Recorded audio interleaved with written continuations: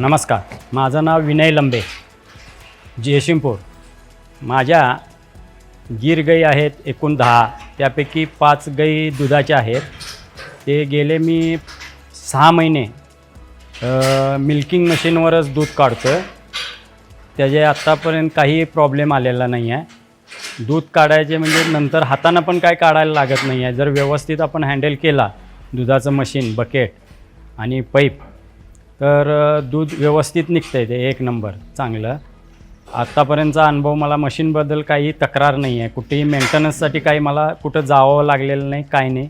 चांगलं आहे. कंपनीची सर्व्हिस पण चांगली आहे, त्यामुळे काय प्रॉब्लेम आलेला नाही आहे आजपर्यंत. सर्वसाधारण माझ्याकडे सगळ्या ज्या गाई आहेत त्या गीर ह्या पहिल्या वेताच्याच आहेत.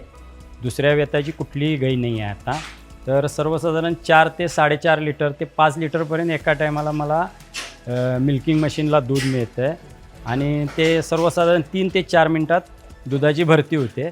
आणि मशीन लावल्यापासून मला पिल्लू म्हणजे जे गीर गाईचा जो प्रॉब्लेम असतो, म्हणजे एखादं कासत वासरू सोडावं लागतं, त्याशिवाय पाणावत नाही, ते काय मी केलेलं नाही आहे. माझ्याकडे आता 5 पैकी 4 गाईंना मी डायरेक्टच मशीन लावतो.